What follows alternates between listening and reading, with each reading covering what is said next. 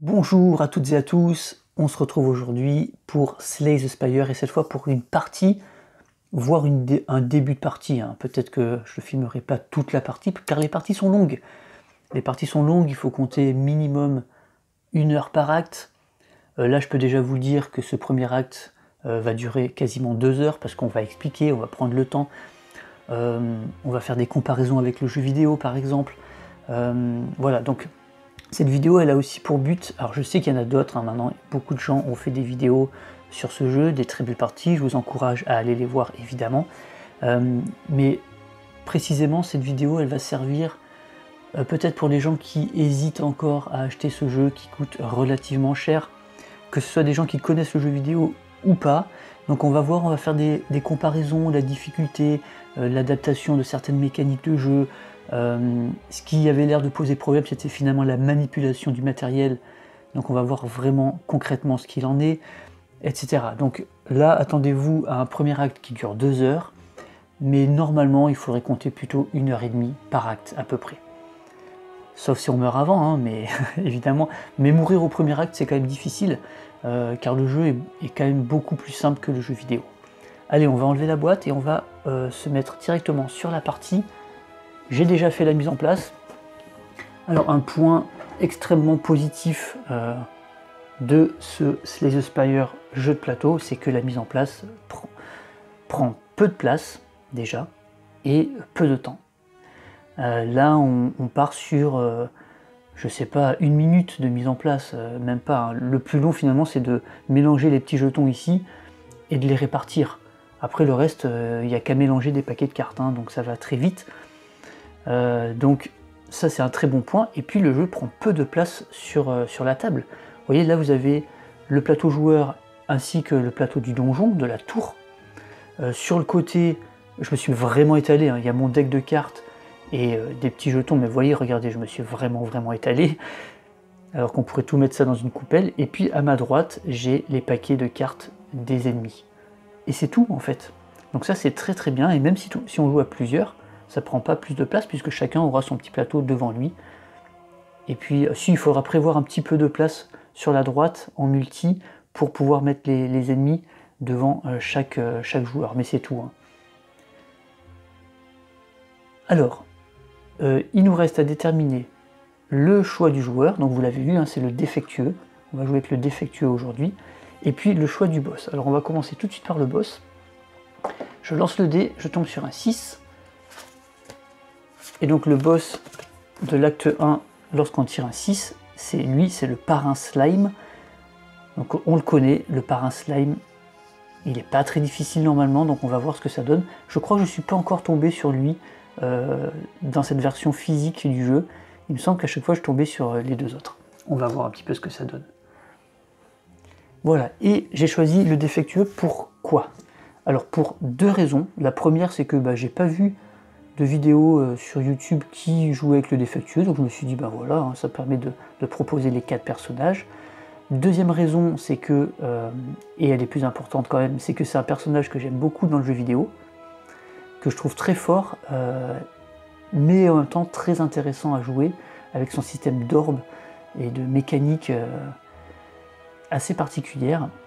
Et puis la troisième raison, c'est je suis curieux de voir comment ils ont adapté ça en jeu de plateau, et vous allez voir qu'il y a de grosses différences, et ces différences entraînent une difficulté moindre pour le jeu de plateau, notamment dans la gestion des orbes, et ça on y reviendra tout à l'heure. Donc le défectueux, il est très joli, le petit robot, on va le placer ici, et puis on est prêt pour partir, tout simplement. Est-ce que je présente un petit peu le défectueux? C'est un robot qui a acquis une conscience avec le temps, et il a la capacité de manipuler des orbes. Alors il y a 3 types d'orbes. Il y a un orbe d'attaque qui s'appelle l'orbe chéronique, c'est un orbe électrique en fait qui va frapper. Il y a un orbe de défense qui s'appelle l'orbe glaciaire qui va mettre du bouclier. Et puis il y a l'orbe obscur qui lui fait des gros dégâts. Voilà. Ensuite, qu'est-ce qu'il a d'autre? Sa capacité particulière, c'est qu'en début de combat, il commence avec un orbe chéronique. Voilà. À chaque combat, il va avoir un orbe chéronique qui va se mettre. Ça nous permet de commencer avec avec un élément important, parce que vous allez voir que son deck, finalement, de départ, il va jouer avec l'orbe chironique. Donc c'est bien qu'on en ait un d'entrée. Allez, on est parti. Le premier combat, vous le savez maintenant, c'est un combat parmi une de ces 4 cartes qui s'appelle Première Rencontre. Donc c'est une version un petit peu plus simplifiée de 4 ennemis différents, voilà, pour le premier combat, histoire de nous chauffer un peu. Alors il y a beaucoup de reflets parce que j'ai la lumière, hein, là j'ai activé la torche. Je vais voir si je l'enlève, si ça gêne trop, je l'enlèverai. Mais c'est vrai que sinon c'est assez sombre, hein. Allez, premier combat, contre qui on va tomber? On tombe contre le Pou Rouge. Très bien, le Pou Rouge, ouais, je pense que je vais enlever la lumière. C'est assez pénible. Voilà, on va faire comme ça. Le Pou Rouge, quand il arrive, il invoque un autre Pou, un Pou vert, hein, parce ils arrivent toujours par 2. Il se met en boule, c'est-à-dire qu'il se donne du bouclier dès qu'on l'attaque la première fois, dès qu'il prend du dégât. Et puis, il a un système de combat avec le dé, c'est-à-dire qu'on va déterminer, en lançant le dé, son intention. Voilà, donc ça c'est une des premières différences avec le jeu vidéo. J'en ai parlé, hein, dans ma première vidéo de présentation. Dans le jeu vidéo, les ennemis ont tous des intentions cycliques, c'est-à-dire qu'on connaît leur pattern, et c'est comme ça qu'on devient fort à ce jeu, c'est en connaissant par cœur à la fois les cartes, les decks, les synergies bien sûr, mais surtout les patterns des monstres. Et donc on sait exactement quand ils attaquent, de combien ils attaquent, à quel moment ils vont mettre un bouclier, donc à quel moment on va avoir du répit pour nous se soigner ou des choses comme ça, ou pour se renforcer. Et donc c'est la connaissance de ces patterns qui fait que on peut jouer de façon optimale aux jeux vidéo. Dans le jeu de plateau, ils ont modifié cet aspect-là sur certains ennemis, c'est-à-dire qu'on va lancer un dé, et donc là il y a plus d'aléatoire, il y a plus d'imprévisibilité, dans le sens où il se peut très bien que je lance toujours un dé qui fasse 1, et il ne va jamais attaquer. Ou au contraire, je pourrais peut-être lancer un dé, je vais toujours faire 4, et il va attaquer de 2 à chaque tour. Et donc ça peut complètement changer. Donc ça ajoute un peu d'aléatoire, et je trouve que c'est une très bonne idée, j'aime beaucoup. Donc ça c'est un point positif pour moi. Et ça faisait partie, hein, des interrogations, vous l'avez vu que j'avais, c'était est-ce que il y a des choses différentes par rapport aux jeux vidéo? Ça c'en est une, un petit peu plus d'imprévisibilité dans le fonctionnement, dans l'intention des ennemis. Allez, on est parti. Donc on place notre petit Pou Rouge, on va chercher dans la liste un Pou vert, voilà, je prends celui-là au hasard, le deuxième ennemi, et voici nos 2 petits Pou qui commencent tous les deux avec 3 points de vie. Voilà, je vais mettre ça ici, comme ça vous les voyez, enfin vous voyez pas très bien, mais vous voyez les ennemis, et puis je mettrai leurs effets, leurs statuts en dessous. Voilà, et je mettrai les miens, je pense, sur le côté ici. Donc on rappelle qu'en solo, on commence avec une relique qui s'appelle le dé pipé.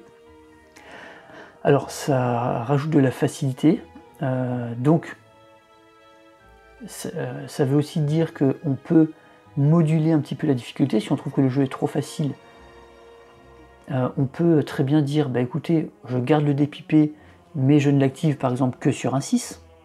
Voilà, on peut dire que uniquement le 6 me permet d'activer n'importe quelle relique. Ou alors on peut carrément dire, je joue sans le dé pipé. Sans le dé pipé, je pense que c'est assez difficile, parce que c'est vrai que le 1 point d'armure là que j'obtiens de temps en temps grâce au lancer de dés, techniquement on a une chance sur 2, hein, d'avoir une armure, puisqu'au début la capacité de déclencher une relique, il se l'applique à lui-même. Donc sur un 4, un 5 et un 6, on va avoir 1 d'armure supplémentaire. Au début ça aide beaucoup. Au début de la partie ça aide beaucoup, après ça aide moins. Donc voilà, on peut moduler avec ce dé pipé, on peut changer un peu, ou alors on peut enlever le 6 par exemple et dire ok, il n'y a que le 4 et le 5 qui donnent une armure, ou alors voilà, on peut faire que le 6, ou aucun des deux, ou on laisse tout. Voilà, ça c'est vraiment, on peut moduler comme ça. Donc, comment ça fonctionne, même si maintenant tout le monde le sait, mais comment fonctionne une manche? On commence par les joueurs qui jouent, qui font leurs attaques, puis les ennemis, tout simplement. En début de tour des joueurs, il y a 3 étapes à faire. Premièrement, on réinitialise notre énergie à 3, notre armure à 0.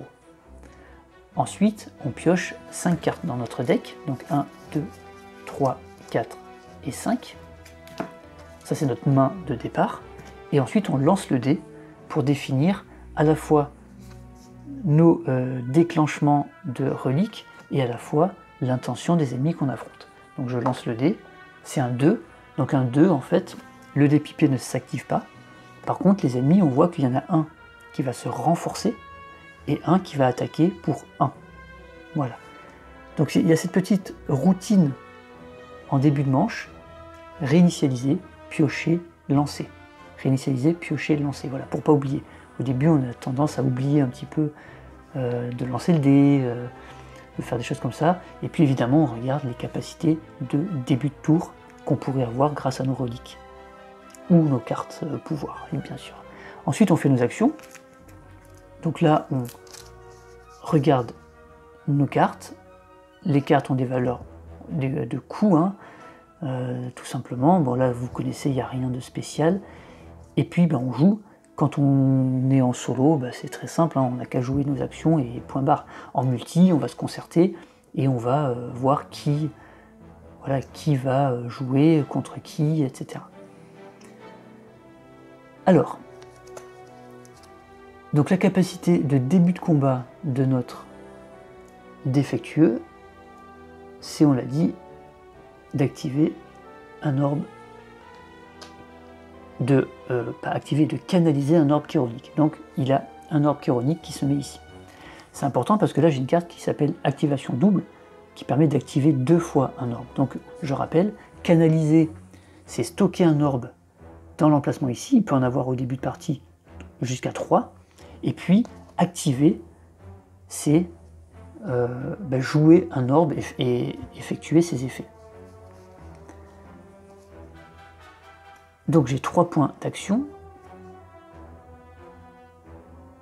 Eux, quand on les touche la première fois, ils se mettent 2 d'armure. Ok. Donc là, ce qu'on peut faire tout simplement, c'est activer. On va faire une activation double. Donc pour un d'action, un point d'action, je fais une activation double. Activation double, c'est activer un orbe 2 fois. Ici, on a le résumé des orbes. L'orbe chironique, quand on l'active, il inflige 2 dégâts. Donc on va faire 2 dégâts, puis 2 dégâts.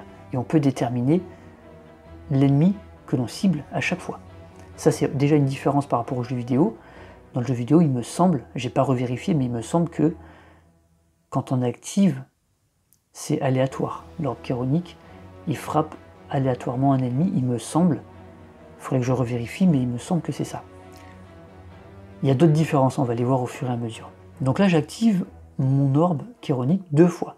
Donc le premier fait 2 dégâts, je choisis le plus rouge, ça lui fait 2 dégâts. Sa capacité en boule s'applique, il se met 2 boucliers, 2 d'armure. Ensuite, la deuxième activation de l'orbe chironique, je choisis cet ennemi-là, donc pareil, il prend 2 dégâts, et lui aussi, il se met en boule. Voilà. Donc pourquoi je fais ça? Tout simplement, j'attaque les deux. À la fin, ils vont perdre leur bouclier, et donc au prochain tour, ils auront un dégât, 1 point de vie chacun. Je pense que ça devrait aller pour les tuer. Deuxième point d'énergie, j'utilise l'électrisation. Donc l'électrisation me permet de canaliser un orbe chironique. Donc pour 1 d'action, je canalise. Donc lui, je l'avais utilisé. Donc je le recanalise, j'en reprends 1. Et puis, alors c'est un peu con parce que j'ai pas de défense. C'est un peu dommage ça, mais c'est comme ça. Finalement, j'aurais mieux fait d'en tuer un. Mais c'est pas grave, j'ai même pas regardé mes cartes. Pour 1 d'action, ça sert à rien en fait, parce qu'ils ont des boucliers. Donc je fais rien en fait, je passe mon tour. Donc une fois qu'on a terminé, on regarde s'il y a des capacités de fin de tour. Alors effectivement, capacité de fin de tour, il y a l'orbe chironique qui inflige un dégât.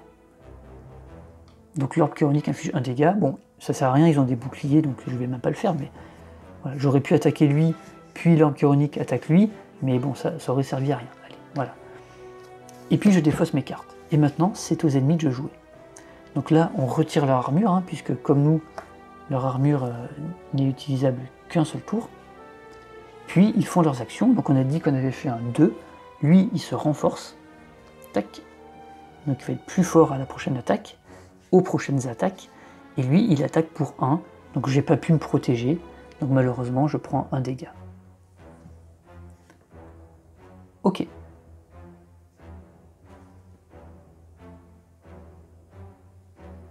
Alors nouvelle manche, comment ça se passe? Donc toujours le petit rituel, réinitialiser, piocher, lancer. Donc réinitialiser, piocher les 5 cartes, 1, 2, 3, 4, 5, et lancer le dé.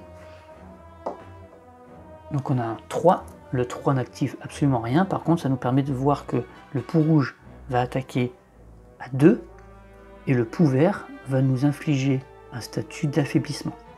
Ok. Donc, on n'a pas de capacité de début de tour. Du coup, on peut commencer à regarder nos cartes et voir un peu ce qu'on peut faire. Donc ils ont chacun un point de vie, donc c'est facile, il suffit d'avoir 2 frappes, que je n'ai pas. Mais c'est pas grave puisque l'orbe chironique va s'activer à la fin du tour. Donc pour 1 d'action, je mets une frappe sur lui par exemple. Donc lui, il meurt.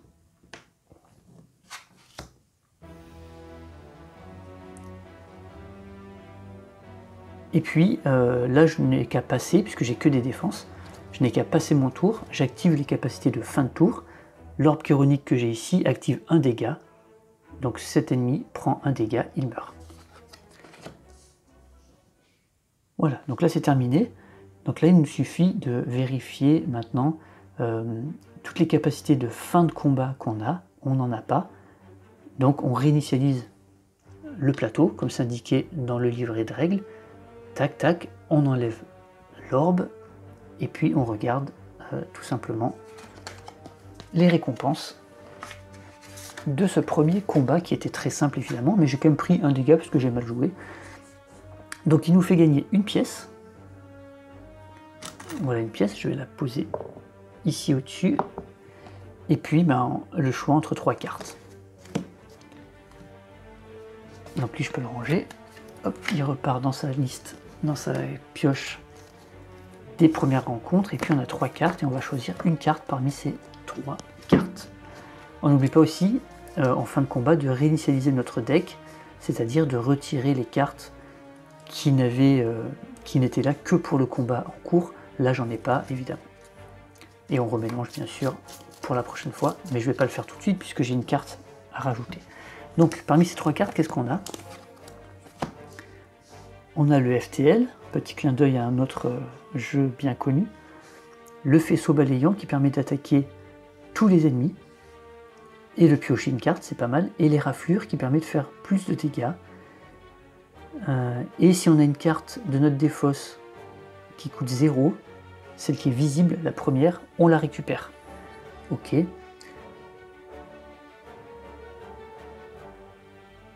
Alors moi j'aime bien le faisceau balayant puisqu'il permet de mettre un dégât à tout le monde, et c'est parfois très utile quand il y a plusieurs ennemis, donc je vais prendre tout simplement le faisceau balayant.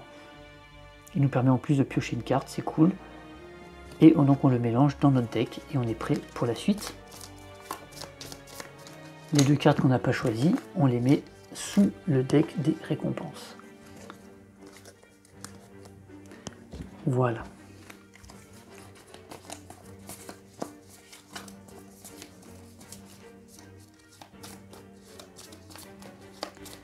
Et on est prêt du coup pour avancer dans la tour infernale, donc on était ici, et on va regarder un petit peu le chemin qu'on va pouvoir emprunter.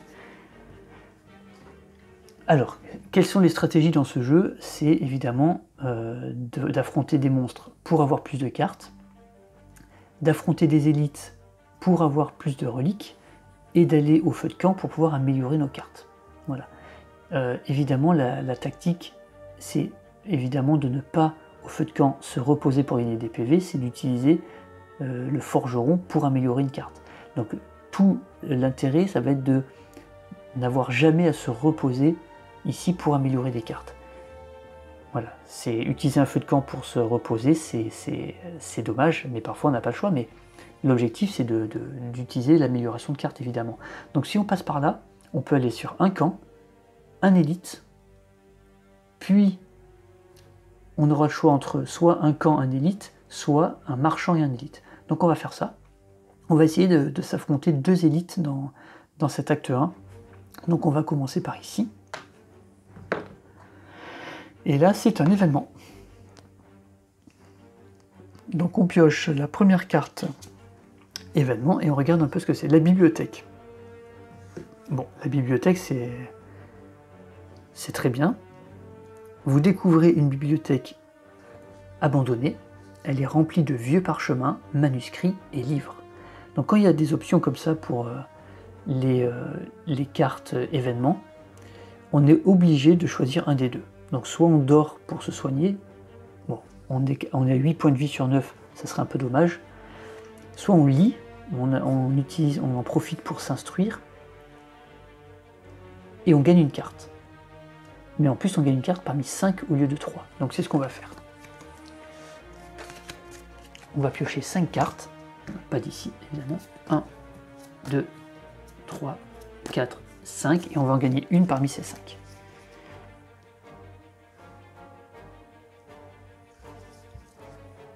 Alors, je vais faire comme ça. Voilà. Alors, on a le rayon cellulaire, qui lui... c'est intéressant. Le dé va déterminer notre attaque. Soit on fait un dégât et on met une vulnérabilité, soit on fait un dégât. Très bien. Bon.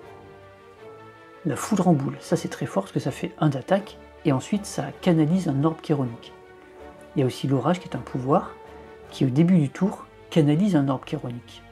Donc là c'est pour avoir de plus en plus d'orbes chéroniques. L'hologramme, 1 de défense, prenez une carte de votre défausse en main, puis on épuise la carte, ok. Et puis le compilateur de pilote, piochez une carte pour chaque type d'orbe, ok.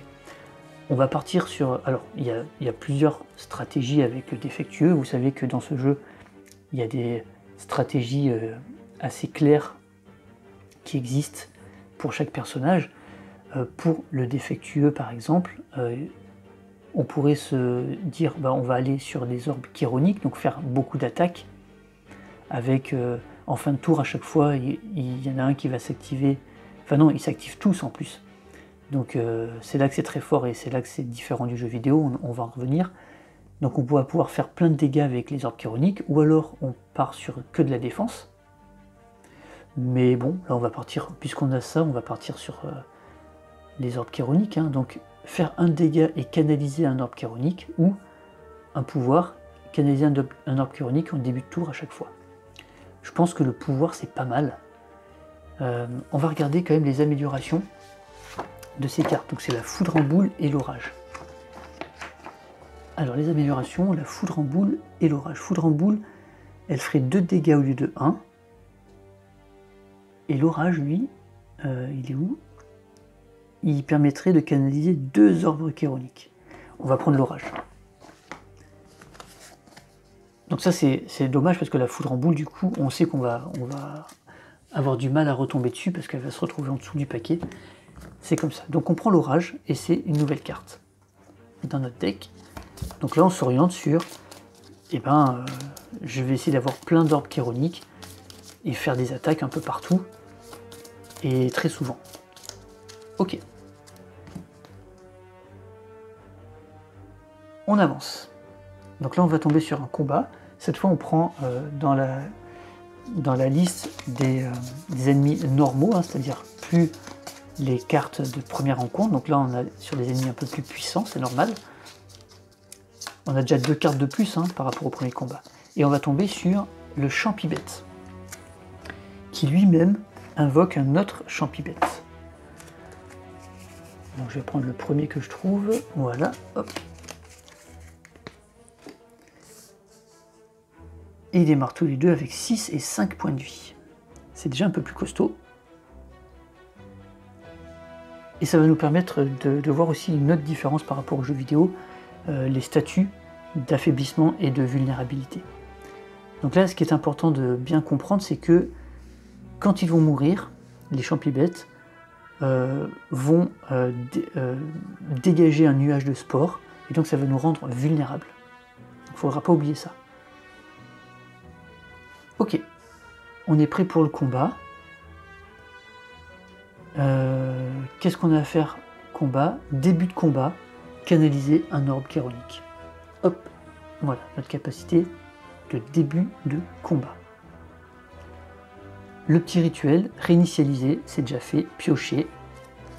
1, 2, 3, 4, 5, lancer le dé. Alors je fais un 2, donc ça n'active pas mon dé pipé. Par contre, on sait que le premier champibête va m'attaquer à 2, et le deuxième va se renforcer doublement. Donc c'est embêtant. Regardons un petit peu nos cartes. Donc là on a un faisceau balayant qui est intéressant, il fait un dégât à tout le monde et il nous permet de piocher. Très bien.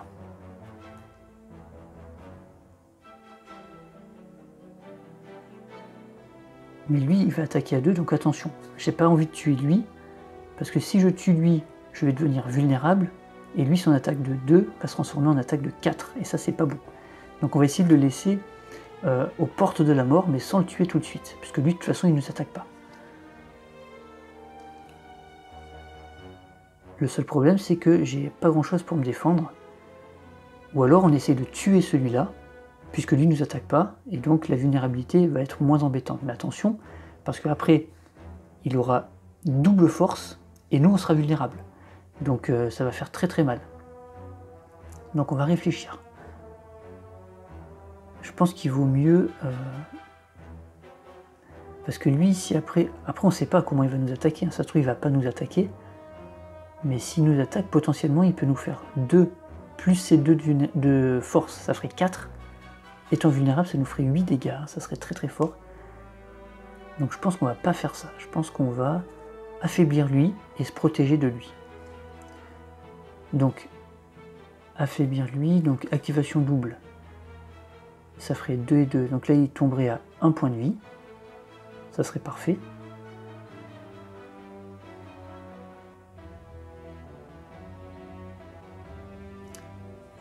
Et en même temps,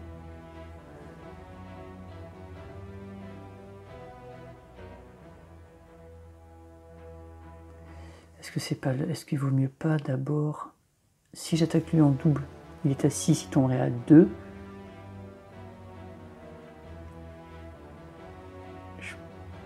Puis je fais un faisceau balayant, il tombe à 1, je pioche une carte, et ensuite je le tue avec ça.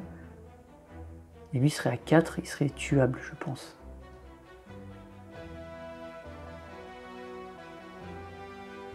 Attention, 4, on peut ne pas le tuer avec 4.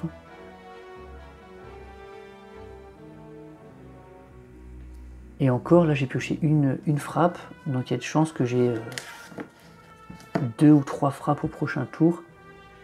Mais après j'ai le pouvoir. Ouais, c'est pas... Le pouvoir va me servir à rien. Non, c'est trop risqué, je trouve. Donc ce qu'on va faire, c'est qu'on va faire une activation double. Pour 1 d'action, je fais une activation double. J'active 2 fois mon orbe chéronique qui est ici. Donc sur lui, donc 1, 2, puis 1, 2. Ok. Donc il se retrouve à 2 points de vie.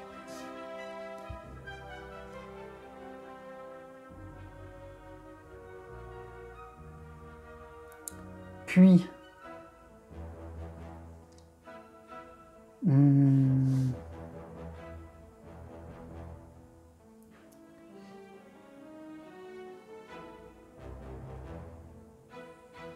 Le problème c'est qu'il faut que je joue... C'est risqué ce que je fais, mais on verra. Pour 1, je vais faire un faisceau balayant. Donc chacun prend 1 point de dégâts et je pioche une carte. Et là j'ai une défense. Mais là il faut absolument que je le tue lui. Donc du coup je vais jouer pour 1 la frappe. pour tuer celui-là. Donc je le renverse, attention, le nuage de spore, je deviens vulnérable. Voilà. Effet de fin de tour, il n'y en a pas puisque je n'ai plus d'orbe. Et je défausse mes cartes. Et là on va parler de la vulnérabilité et des différences par rapport aux jeux vidéo.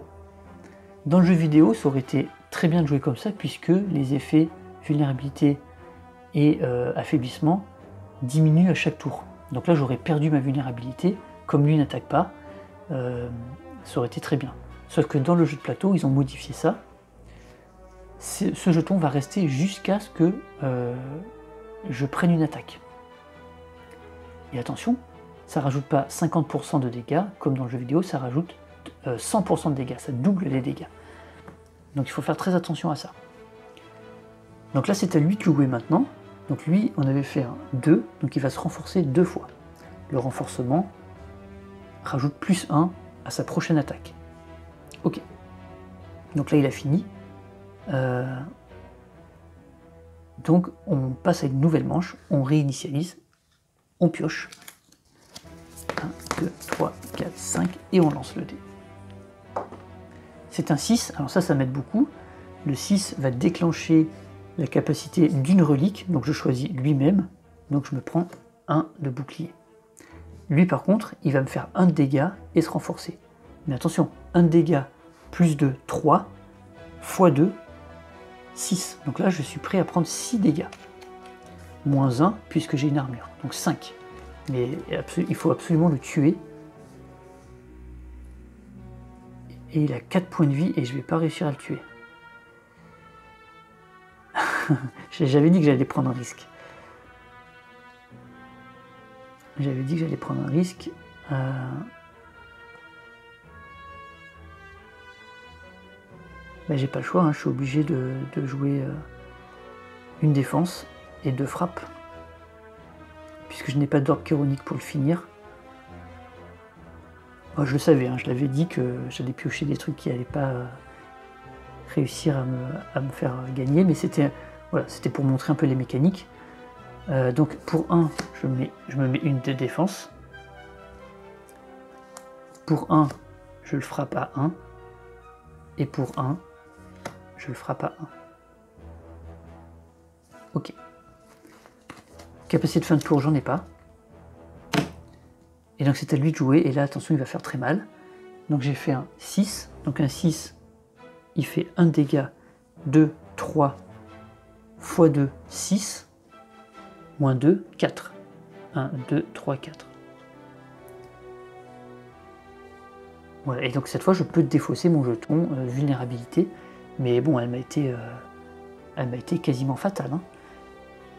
Ok, il a 2 points de vie, c'est à moi. On recommence, on réinitialise, on pioche. 1,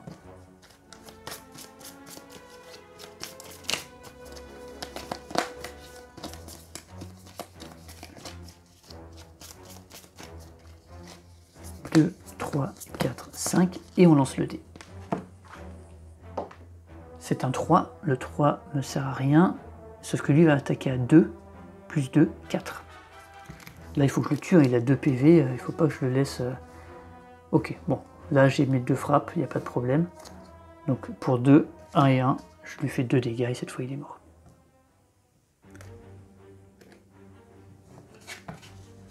Ok. Donc capacité de fin de combat, il n'y en a pas. On réinitialise le plateau, c'est déjà fait. On enlève les orbes, il n'y en a pas. Donc on regarde les récompenses, je gagne une pièce. Une potion, je prends la première potion du paquet, c'est les mémoires liquides, qui me permet de reprendre en main une carte de ma défausse, et en plus elle coûte 0 à ce tour. Donc je vais mettre mes potions là-haut, et puis j'ai le choix d'une carte évidemment. Donc on remet ça ici, et lui ici. Et 1, 2, 3. Et on prend une carte. Alors, la barrière de vapeur me permet de me défendre. Parcourir me permet de piocher 3 cartes. Et la sinistrose me permet d'attaquer tout le monde à 2 et de canaliser un orbe obscur. et bien pourquoi pas. On pourrait jouer à la fois Chéronique et Obscur. La Sinistreuse améliorée me permet la Sinistreuse d'attaquer à 3 tout le monde. C'est pas mal, hein. Allez, on va prendre ça.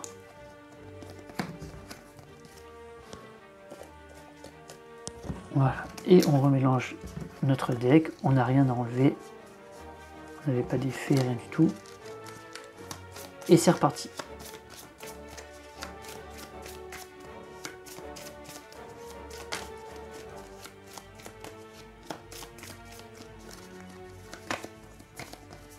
Alors parlons un peu des différences, parce que là je vois que on avance et puis la situation ne se présente pas pour l'instant.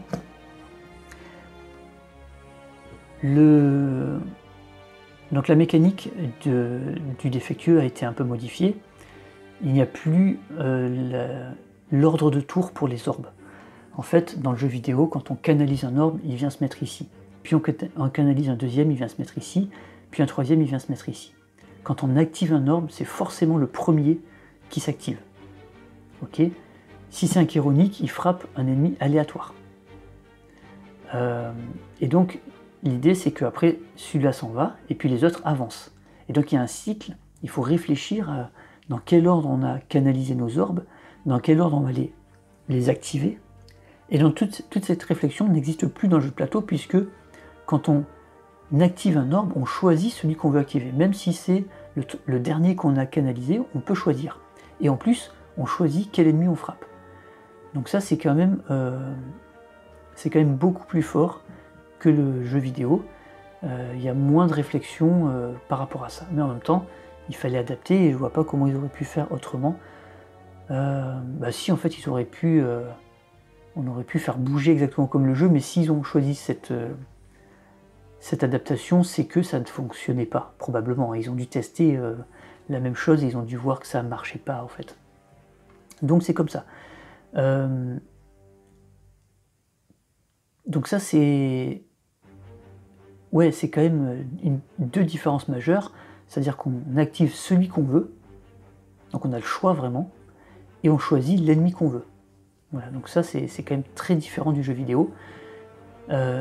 Et par contre, il y a un autre truc aussi qu'il ne faut pas oublier, c'est que ils auraient pu le repréciser un petit peu mieux, de ne pas oublier de défausser tous les orbes à la fin du combat. C'est-à-dire qu'on recommence un combat à chaque fois avec un seul orbe chéronique. Voilà. C'est très facile de louper cette information, surtout quand on ne connaît pas le jeu vidéo, de se dire on garde les orbes. Non, en fait on réinitialise, hein. On les enlève à chaque fois. Sinon ça serait vraiment beaucoup trop simple. Hein. Il est déjà assez simple, mais là ça serait vraiment trop.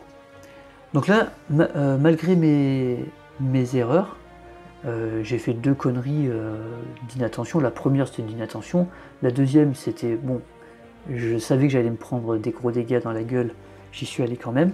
Je suis à 4 points de vie, comme ça permet de montrer un peu voilà, comment ce qui peut se passer quand voilà, il y a une accumulation de jetons force plus jetons vulnérabilité, et d'expliquer la différence par rapport aux jeux vidéo, comment fonctionnent les jetons d'état. Allez, maintenant on est ici, donc du coup ça va peut-être me faire perdre pendant le premier acte, hein, mais c'est pas grave ça, hein, on s'en fout. Hein. On va avancer, on va aller vers le feu. Donc le feu, on a la possibilité soit de se reposer et gagner 3 points de vie, mais je vous ai dit tout à l'heure c'était pas une bonne idée, même si on est mal en point là. Là on est très mal en point, 3 points de vie ça serait plutôt utile, puisque après on va enchaîner combat, et j'avais envie de faire l'élite. Donc en fait on peut se poser la question de qu'est-ce que je fais? Est-ce que je me soigne pour aller faire l'élite, ou est-ce que j'améliore une carte, et puis peut-être qu'on va éviter le premier élite, et puis on fera le deuxième. Et c'est ce qu'on va faire en fait, on va améliorer une carte. L'objectif ça va toujours être d'essayer d'améliorer des cartes. Puisque améliorer une carte ça va nous servir sur le long terme, alors que se soigner ça nous sert sur le court terme. Alors, avec le défectueux, souvent on ne se pose pas de questions. La première carte c'est l'activation double qu'on améliore parce qu'elle passe à 0. Et d'autant plus avec le jeu de plateau, puisque on peut choisir quelle orbe on va activer. Donc cette carte, on aura toujours intérêt à la jouer, alors que dans le jeu vidéo, des fois, on va avoir l'activation double, mais on ne veut pas forcément la jouer puisque le premier orbe ne va pas nous intéresser. Par exemple, si premier orbe, on se trouve avec un bouclier, bah, l'activation double, on n'en a pas forcément besoin, alors que là, on peut choisir. Et en plus, si on active doublement un orbe chironique, on peut choisir les ennemis qu'on attaque. Donc là, on n'a aucun intérêt à ne pas améliorer l'activation double et la passer à 0, puisqu'on va l'utiliser systématiquement quand on l'aura en main.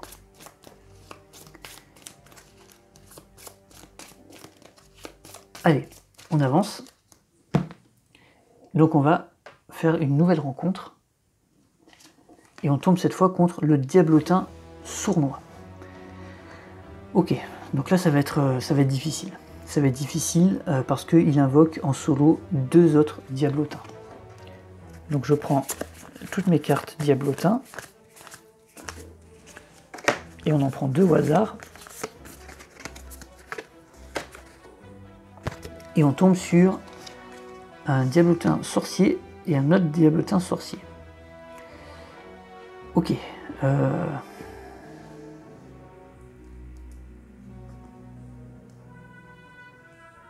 Et on va les étudier un petit peu. Lui, il a peu de PV, mais par contre, il attaque à tous les tours. À tous les tours, il essaie de nous mettre 2 dégâts. Lui, le premier tour, enfin eux deux, le premier tour, ils ne vont rien faire, mais par contre, à partir du deuxième tour, ils vont nous attaquer à 3 dégâts à tous les tours. Donc attention. Attention, il va falloir se débarrasser très vite de tout ça. Là, je suis content d'avoir pris le faisceau, je sais plus quoi, mais je ne l'ai pas amélioré, donc il fait que 1 dégât. Donc là, ça va être, ouais, là, ça va être compliqué. Là, ça peut être la fin du, combat là. Enfin, ça peut être la fin de la partie. Hein. Allez, on commence, on réinitialise, c'est déjà fait. Début de combat, on gagne un orbe chironique. On pioche nos 5 cartes. 3, 4, 5, et on lance le dé. Une petite armure ne serait pas de refus. Hein. Je fais un 5, ok, j'ai une armure, c'est cool. Vous voyez, c'est dans ces cas-là où le dépipé aide quand même. Mais pour être honnête, si j'avais pas le dépipé, j'aurais pas pris autant de risques un peu plus tôt, hein, évidemment. Ok. Alors, j'ai pas d'activation double, ça c'est pas de bol. Par contre, je vais faire une électrisation. Ah, c'est risqué là de me défendre à 2.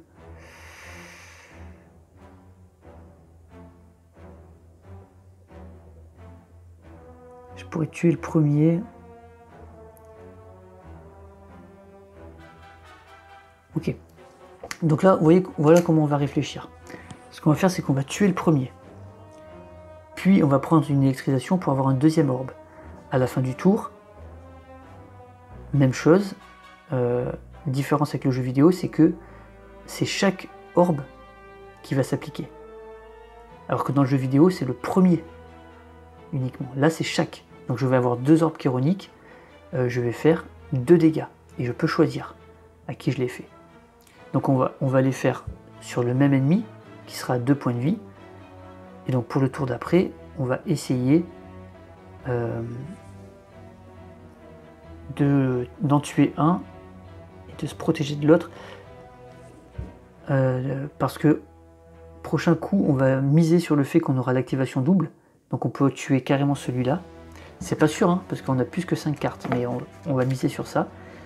Et puis après, on voit selon les cartes ce qu'on fait. Donc première... Oula.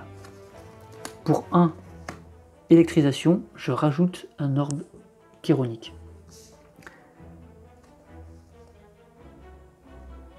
Pour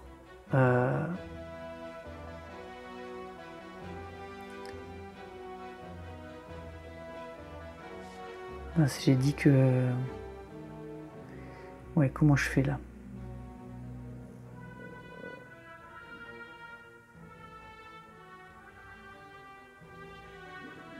Est-ce que je le laisse en vie? Non, il faut que je fasse ça. Hein.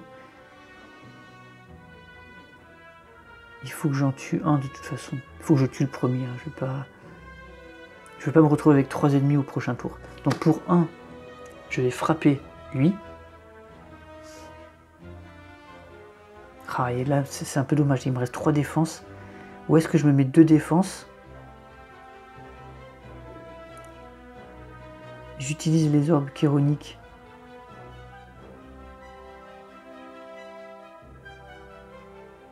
C'est risqué ce que je vais faire là, mais ce qui m'embête, c'est de ne pas jouer ces 3 défenses, alors j'en ai déjà une ici, et de ne pas finalement optimiser mes cartes. Alors, on va faire, plutôt que d'utiliser une défense, une attaque, donc je le remets à 2, je vais utiliser une défense, je vais voir un peu ce que ça donne. Je passe à 2 ici. Donc là, je suis protégé de lui. Maintenant, je peux faire pour 1 une frappe sur lui, par exemple. Ok, on va essayer de faire comme ça. On a terminé. Effet de fin de tour. Je vais activer chacun de mes orbes chironiques, qui font un dégât chacun. Donc ce qu'on va faire, c'est qu'on va faire un dégât sur lui, pour qu'il soit à portée d'une seule frappe. Et on va faire un dégât pour lui, pour qu'il soit à 2, qu'il soit à portée d'une activation d'orbe. Et on défausse le reste.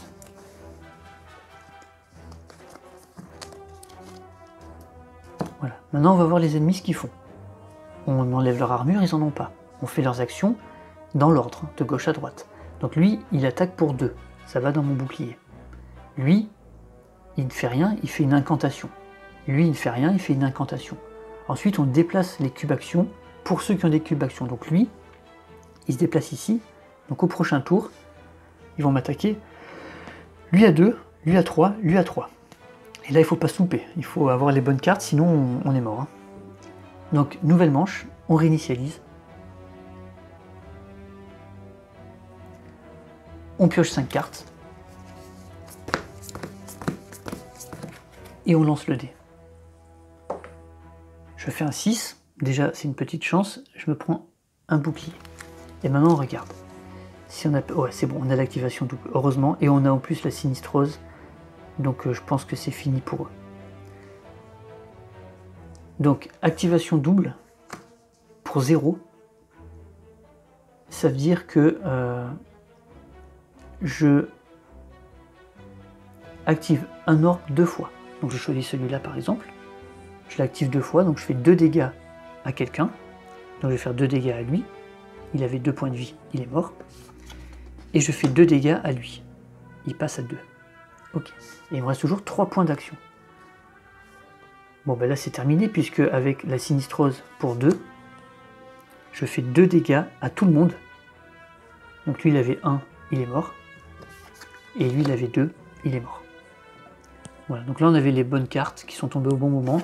Mais en même temps, ça se calcule, on sait les cartes qu'on a, les cartes qu'on a eues, les cartes qui nous restent dans le deck. Donc on arrive à s'en sortir. Ok. Il n'y a pas d'effet de fin de tour. Eux, ils retournent dans le paquet des invocations. On réinitialise le plateau. Donc 3, 0, on enlève les orbes. Et puis on prend notre récompense. Une pièce. Une potion. Le chaos distillé, qui nous permet de piocher 3 cartes et de les jouer. Gratuitement. Ok. Et puis, on a 3 cartes et une à choisir. 1, 2 et 3. Donc on a les raflures qu'on a déjà eu tout à l'heure, le glacier qui ne m'intéresse pas vraiment parce que c'est de la défense, et la récursivité. Alors ça, c'est une action que j'aimais beaucoup dans le jeu vidéo. Alors là, je vais voir un peu comment ils l'ont traduite. Activer un orbe, donc au choix. Canaliser l'orbe que vous venez d'activer. Ok. Donc on l'active et on le recanalise derrière. Ok. Bon.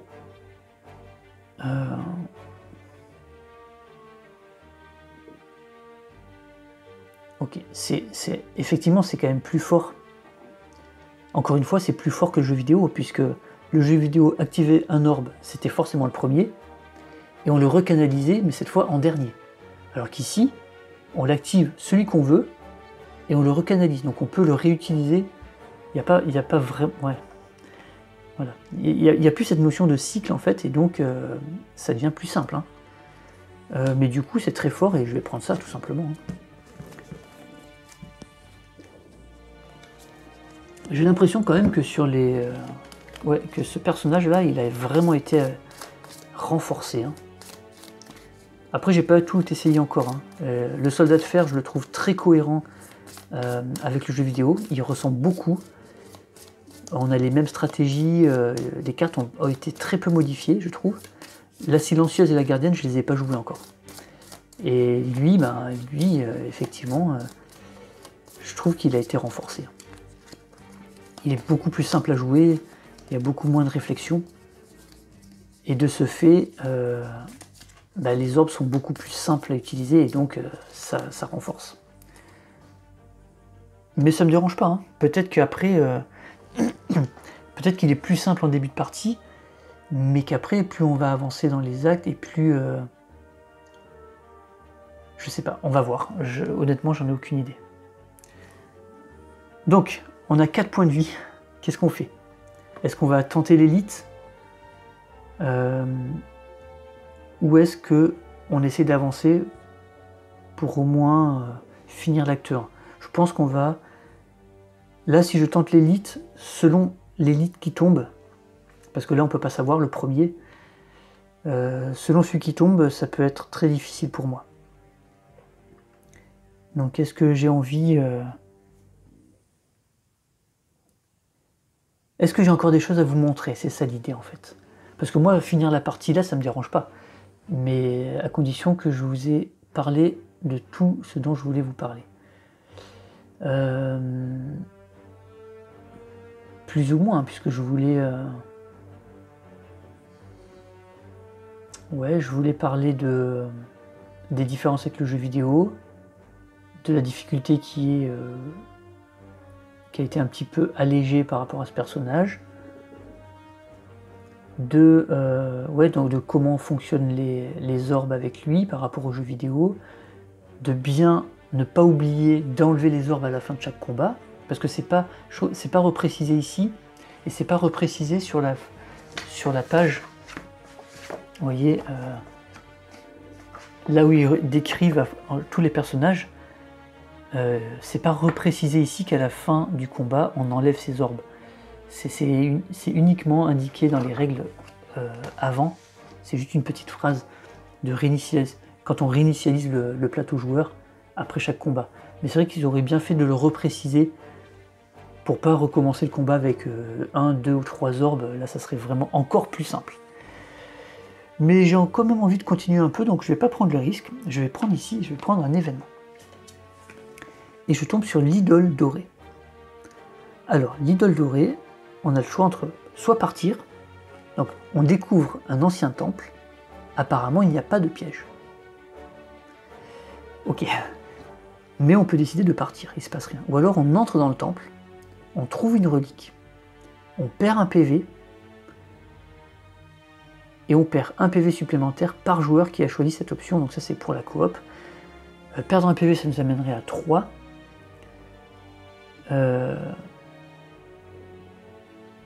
Ça m'embête quand même. Mais une relique, c'est fort. J'en ai pas de relique pour l'instant, puisque j'ai évité l'élite. Ce que je vais faire, c'est que je vais prendre... Je pense que je vais prendre la relique. Alors qu'on ne choisit pas. Hein, donc, relique, c'est... on prend la première relique qui se trouve sur le paquet, donc on ne sait pas sur quoi on tombe. Hein. Comme pour les potions, on prend la première. Il n'y a que pour les reliques de boss où là, on en choisit 3. Et on prend parmi 3.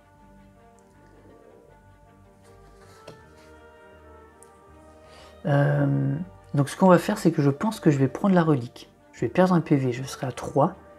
Et ensuite, je vais monter. Je vais aller prendre le feu pour me soigner, puis faire l'élite. On va essayer de la faire comme ça. Donc je gagne une relique. Maintenant, si elle est pas intéressante, je suis dégoûté. Le calendrier de Pierre. Ouais, c'est... Alors c'est bien, mais tu as une chance sur 6 qu'elle se déclenche. Alors un peu plus, puisqu'on a le dépipé sur un 6. Donc je peux la déclencher sur un 4 et sur un 6. Par contre, faire un 4, c'est cool parce que ça me met à la fois une armure et ça fait des dégâts. Et sur un 6, je peux choisir soit de me mettre une armure, soit de faire des dégâts. C'est pas si mal. C'est pas si mal. Par contre, je perds un PV. Ça, c'est pas bien. Et c'est fini. Et maintenant, on avance. Je tombe sur une salle avec un trésor et je gagne une autre relique. Cette fois, c'est le calumet de la paix. Alors, le calumet de la paix, lorsque vous vous reposez... Mince. Ah bah oui, on va le faire justement, ça tombe bien. Vous pouvez également retirer une carte. C'est parfait ça. Puisqu'on va le faire une fois. Là, on sait qu'on va le faire une fois. En général, c'est pas le genre de relique que j'aime bien parce que je me repose jamais au feu de camp. Mais là, on sait qu'on va le faire. Donc, au moins, on pourra retirer une carte. Ça va nous aider. Allez, maintenant, c'est à condition qu'on arrive là-bas parce qu'on a quand même un combat à faire ici. Hein. Et on n'a que 3 PV. Et on tombe sur le mâchouilleur. Ok. Le mâchouilleur, il a 10 PV. Il est très pénible. Il est très pénible. Ça va être dur. Ça va être dur. Surtout qu'il a une grosse attaque à 4. Et nous, on n'a pas beaucoup de défense. On n'a quasiment aucun moyen d'avoir 4 de défense. Je ne sais pas comment on va faire là. Honnêtement, je suis un peu pessimiste.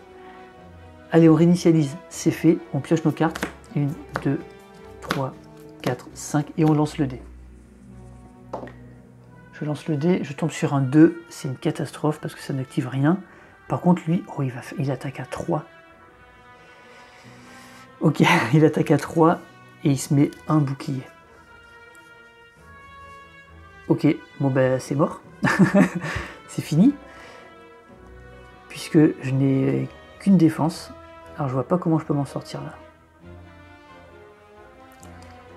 Alors, début de combat, je gagne ça. Alors, on va réfléchir. Est-ce qu'il y a moyen de s'en sortir? C'est pas sûr. Hein. Activation double, ça lui ferait 4 dégâts. Si avant je fais une récursivité, je lui fais 2. Puis je la recanalise. Puis je fais activation double.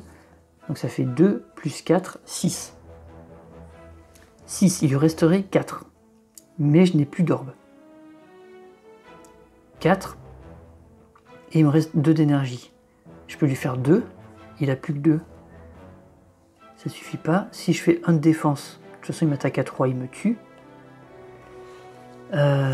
Au niveau de mes potions, piocher 3 cartes, jouez-les immédiatement dans n'importe quel ordre. Je vais devoir jouer ça. Et reprenez en main une carte de votre défausse. Elle vous coûte 0 énergie ce tour. Ok, donc je peux m'en sortir grâce à mes potions.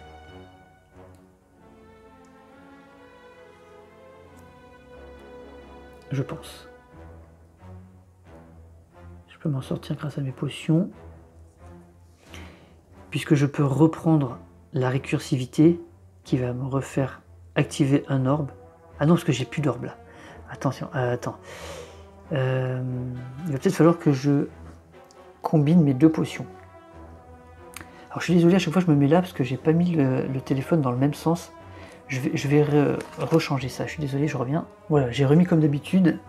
Donc maintenant vous risquez de temps en temps rater le haut des cartes, mais au moins elles sont mieux là. Donc là il va falloir que je combine mes 2 potions, je pense, pour m'en sortir. Alors, dans quel sens?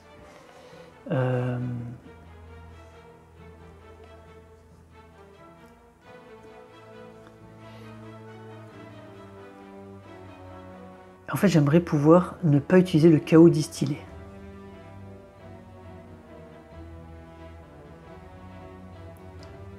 Mais je vais être obligé parce que si... Parce que là, je récupère en main une carte.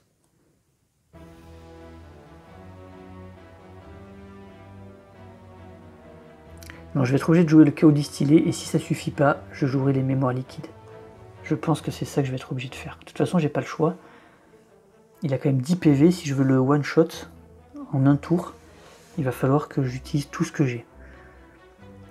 Alors, pour 1, je vais faire une récursivité. J'active un orbe et je le recanalise direct. Donc j'active cet orbe là qui fait 2 dégâts.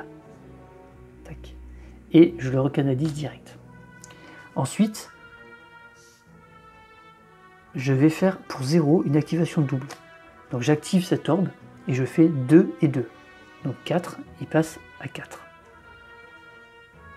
Ok.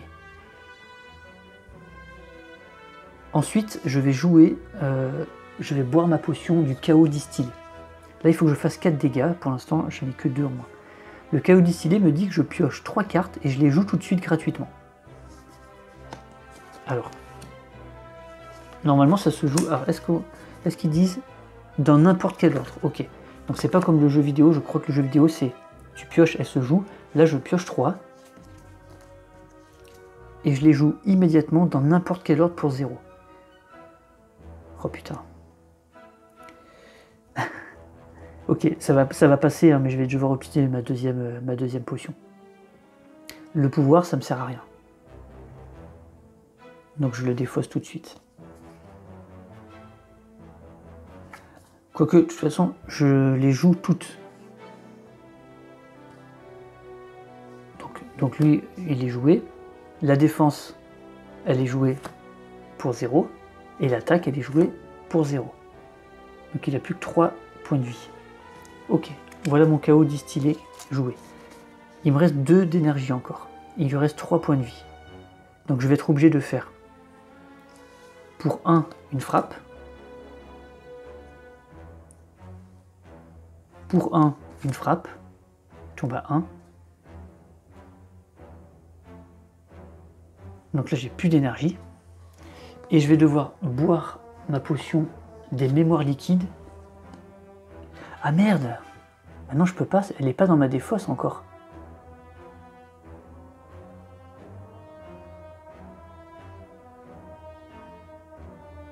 Ah punaise, c'est moche. C'est moche, je peux pas le jouer comme ça. Parce qu'en fait, la carte n'est pas encore dans ma défausse. C'est encore dans ma main, j'ai pas encore défaussé mes cartes. Mince, moi je me disais, ben ouais, je viens de les jouer, puis je vais en rejouer une, mais en fait je peux pas. Du coup, cette carte, elle me sert à rien. Enfin, cette potion, elle me sert à rien parce que j'ai rien dans ma défausse encore. Donc, la partie est terminée, puisque je peux pas le tuer en fait. Ah, c'est dommage. C'est dommage. Non, bah je pense que j'ai pas d'autre moyen. J'aurais pu monter à 2 d'armure, mais 2 d'armure, ça sert à rien. Puisque j'ai fait un 2, il m'attaque à 3. Ah bah si, ça sert, ça fait 2 d'armure et bah oui, je suis bête. Je suis un peu con. Donc plutôt que de jouer ma frappe, je joue ma défense. Voilà. Je sais pas pourquoi, oui bien sûr, j'ai pas qu'un PV. Hein. Ok, mais je suis obligé de me prendre de subir encore des dégâts. Ok. Donc, capacité de fin de tour, j'en ai pas, puisque j'ai pas d'orbe.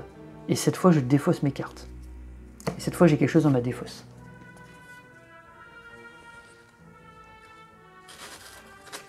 Alors, c'est à lui de jouer. Il attaque à 3. Donc, 1, 2 et 3. Puis, il se met un bouclier.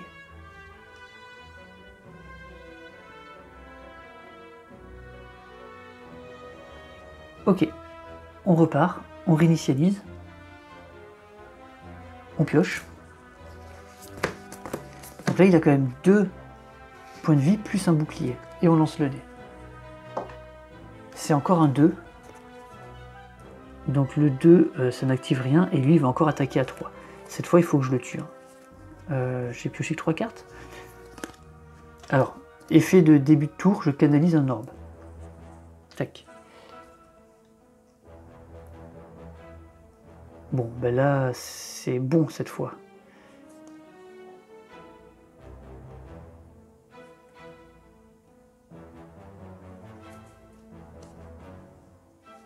La sinistreuse fait 2 dégâts, et puis le faisceau balayant, c'est bon. Donc, pour 1, le faisceau balayant fait 1 dégât, j'enlève son bouclier et je pioche une carte. pour 2. La sinistrose fait 2 de dégâts. Il était à 2. Et ça me fait canaliser un orbe obscur, mais là ça me sert à rien. Ok, ouf. Allez, on réinitialise le plateau. J'ai pas d'effet de fin de combat, j'ai rien non plus à virer ici. Et donc je prends ma récompense. Tout ça pour une pièce. Hein. Tout ça pour une pièce et une carte. 1, 2, 3. Alors j'ai encore une récursivité. Ça peut être pas mal hein, de jouer avec 2 récursivités. Quand on l'améliore, la récursivité, elle est comment? J'ai la flemme d'aller voir dans le livret. Elle coûte 0, assez fort. C'est très fort ça quand même. Sinon il y a la griffe qui vaut 0 aussi. Ou le champ de force qui donne de la défense. Elle vaut 3, c'est par pouvoir. Ouais. Non, je pense que je vais reprendre une récursivité. Et on va voir un peu ce que ça donne. On va essayer de faire tourner les orbes. Ok, bah après j'ai que 2 points de vie, là je suis pas bien. Là on va pas se mentir. Surtout que si je vais au feu, c'est pour faire un élite. Et quoi qu'il arrive, je dois affronter un élite. Donc là, je peux vous dire que ça va être compliqué pour moi. Mais on y va, on n'a pas peur. Non, si je mens, on a peur, évidemment. Allez, on va ici, un événement. Et on tombe sur le clerc. Ah, le clerc peut, cette fois il peut m'aider lui. D'habitude je l'ai toujours trop tôt dans la partie. Salut mon ami, je suis Claire, comment puis-je te rendre service? Alors, je vais me soigner. Je vais lui payer 1 et je vais lui demander qu'il me soigne. Et il soigne de 3 PV en plus, hein, donc je retombe à 5. C'est super, merci. Ça c'était une belle chance de tomber sur lui. J'avance. Et ici, maintenant j'ai 5, j'hésite. J'hésite à me soigner ou à améliorer une carte là. Avec 5, on peut tenter l'élite. On fait quoi? On le tente, non? J'améliore une carte. Mais en même temps, j'ai le calumet de la paix, donc j'aimerais l'utiliser. Alors si je regarde mon deck, qu'est-ce que je pourrais retirer comme carte? Plutôt une défense ou plutôt une attaque? Une attaque, hein, une frappe. Ouais. Non, je vais me soigner. 1, 2, 3. Pour utiliser mon calumet de la paix, qui me permet de retirer une carte, je retire une carte frappe. Voilà. J'allège un peu mon deck. Et maintenant, bah, on avance et on fait un élite. Et là, je l'affronte avec 8 points de vie, donc pas de problème.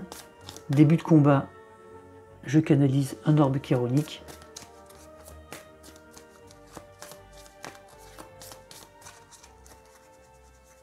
Et on regarde un peu quelle élite on affronte. Et on affronte le Lagavulin.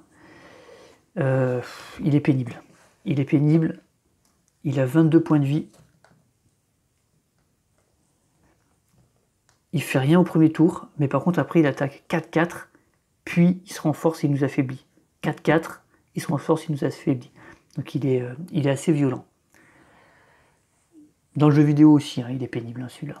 Allez, c'est parti. On réinitialise. C'est fait. On pioche. 1, 2, 3, 4, 5.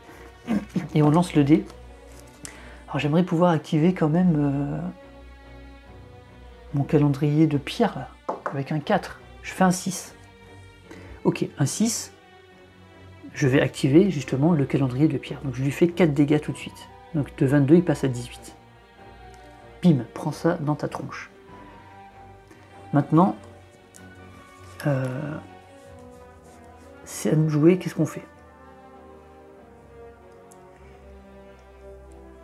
Oh, il y a des belles choses là. Il y a des belles choses. Il faut lui faire mal très vite. Hein.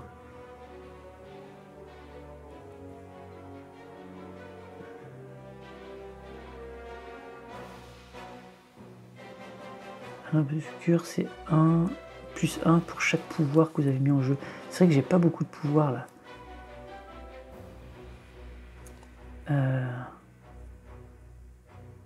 Alors, j'hésite. Qu'est-ce que je fais? Récursivité, puis activation double. activer un orbe, je le recanalise, j'active, et après je mets l'orage et une frappe. Je pense que je vais faire ça. Donc pour 1, récursivité. J'active un orbe, je lui fais 2 de dégâts, puis je le recanalise tout de suite. Ensuite pour 0, je fais une activation double. Donc j'active cet orbe là et je lui fais 4. 2, puis 2. Puis pour 1, je place ce pouvoir, l'orage, qui, à début de chaque tour, me fait canaliser un orbe chironique. Et ensuite, pour 1, je fais une frappe normale. Voilà. Effet de fin de tour, j'en ai pas, puisque je n'ai plus d'orbe. Donc c'est fini pour moi. À lui de jouer, donc il ne fait rien, puisqu'il dort, il se réveille là. Et on avance. Ok, nouveau tour. Donc réinitialiser. Piocher. 1, 2, 3, 4, 5. Lancer le dé. C'est un 4. Donc ça c'est cool. Soit je me prends un bouclier, soit je lui fais 4 dégâts. Il est qu'à 11. Peut-être 4 c'est pas mal, mais je vais vérifier. Et puis effet de début de tour, je canalise un orbe chironique. Alors, je regarde ce que j'ai.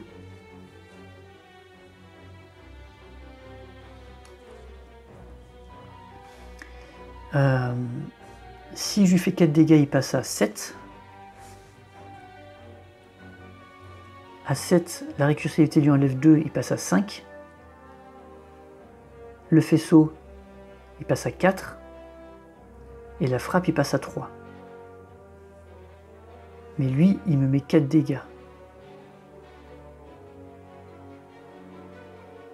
Soit je temporise, c'est-à-dire que je lui fais pas des dégâts, je prends 1 d'armure. Je serai à 1 d'armure.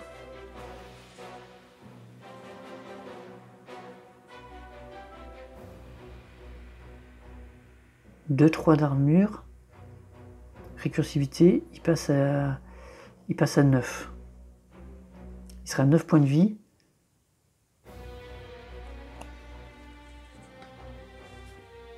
Et on voit ce qui se passe. Et là, il me fait 1 dégât. Sinon, il me fait 4 dégâts, là.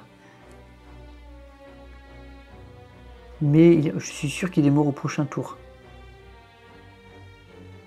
Mais en même temps, affronter le boss avec 4 dégâts, j'ai pas envie. Avec 4 PV, pardon, j'ai pas envie. Donc je vais essayer plutôt de me défendre. On va voir. Donc, mon 4... Ah mais non, mais en fait, c'est les deux, je suis bête. J'ai fait un 4, j'ai cru que je faisais un 6. Non, c'est un 4. Donc, non seulement je prends ça, mais en même temps, je lui fais 4 dégâts. Donc, 10, j'étais à 11. Moins 4, il passe à 7.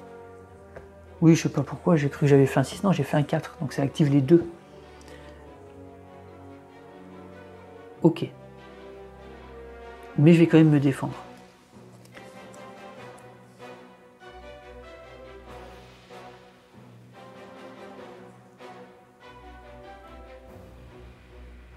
Je vais quand même me défendre. Je peux faire 2 défenses. Ouais, je vais faire ça. Pour 2 d'énergie, je fais défense, défense. Et puis pour 1, je fais une récursivité. Donc j'active mon orbe chironique, ça lui fait 2 dégâts. Et je le recanalise derrière.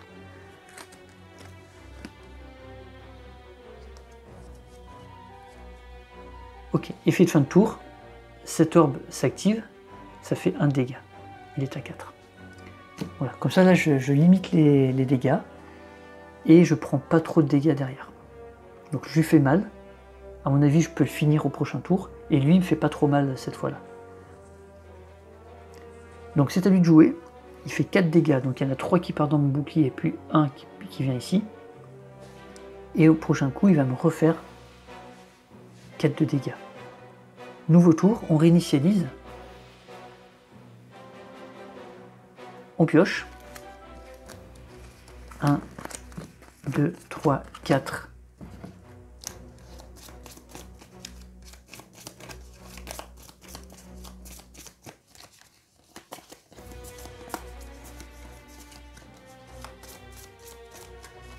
Et 5. On lance le dé. C'est un 2. Alors Alors cette fois le 2 me sert à rien, et l'effet de mon pouvoir, début de tour, je canalise un orbe chironique. Voilà, là c'est bien parce que je vais en avoir plusieurs. Okay. Donc là maintenant il faut juste que je le tue, il a 4 PV. Ouais bah c'est pas gagné. Si c'est bon, parce qu'avec le... Oui c'est bon, c'est bon. Donc, pour 1, je lui fais une frappe. Pour 1, je canalise un orbe. Et pour 1, je lui fais une frappe. Il lui reste 2. Voilà. Hop, je défausse, effet de fin de tour. Chaque orbe chironique fait un dégât. 1, 2, 3. Il est mort. Ok.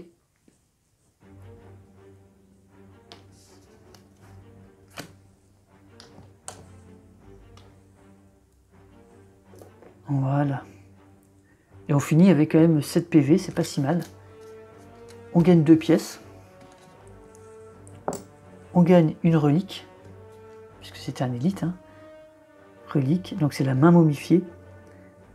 Une fois par combat, gagnez 2 d'énergie si vous avez joué un pouvoir ce tour. Ok. Très bien. Et puis on a le choix entre 3 cartes.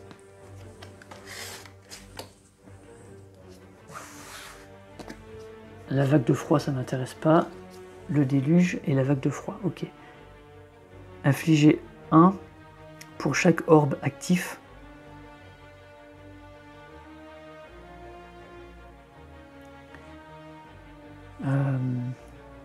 Infliger 1 pour chaque orbe actif. Ça veut dire quoi un orbe actif? C'est un orbe que j'ai ici, que j'ai canalisé. C'est un peu bizarre là.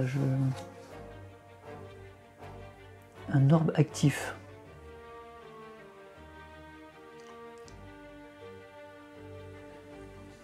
Le déluge, je pense que c'est 1 et une attaque, infliger 1 pour chaque orbe. Plutôt qu'actif, c'est canalisé en fait.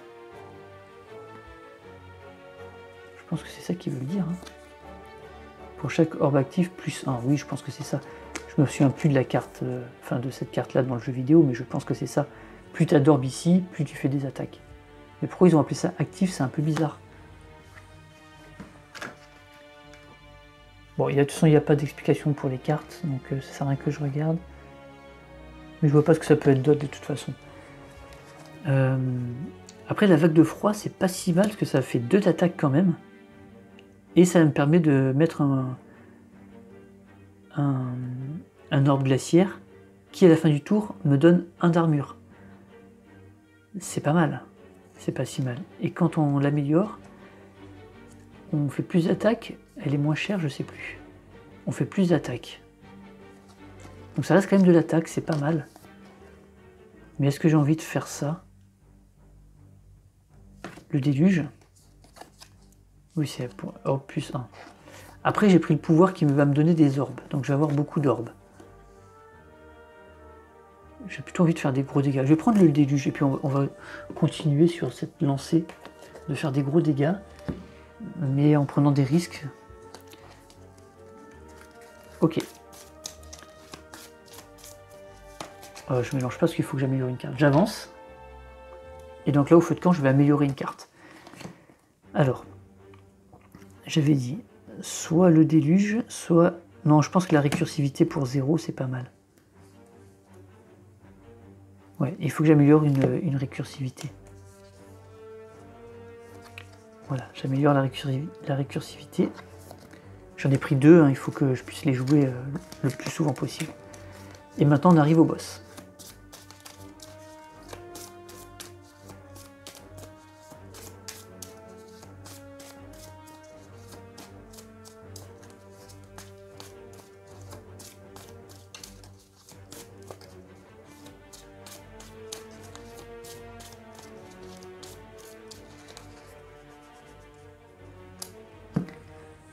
Alors, le boss qu'on affronte, c'est le parrain slime. Le parrain slime, qu'est-ce qu'il nous dit? Il a 22 points de vie. Ok. Donc, au début, il nous envoie des cartes statues. C'est des cartes, on est englué en fait. Hein. Ensuite, il nous attaque et il nous met encore des cartes statues. Ensuite, il fait une grosse attaque. Une fois qu'il meurt, il fait séparation. À sa mort, au début de la prochaine manche,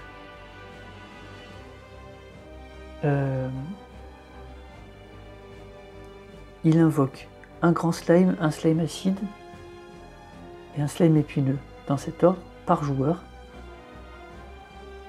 depuis le deck invocation. Ok. Bah écoutez, on va voir ce que ça donne. Hein. Je ne l'ai pas encore affronté celui-ci.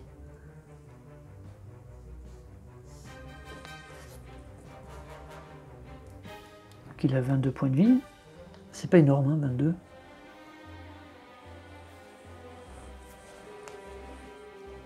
Et on va voir comment ça se passe.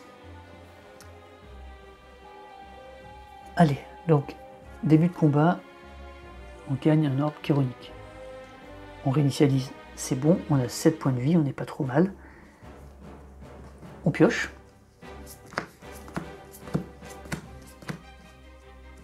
Faut pas oublier la main momifiée. Hein. Une fois par combat, gagnez 2 d'énergie si vous avez joué un pouvoir. Pas que j'oublie ça.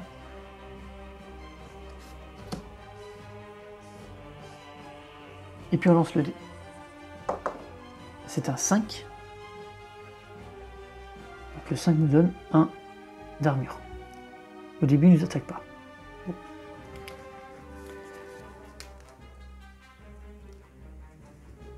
Très bien, donc j'ai les mémoires liquides. Une carte de ma défausse.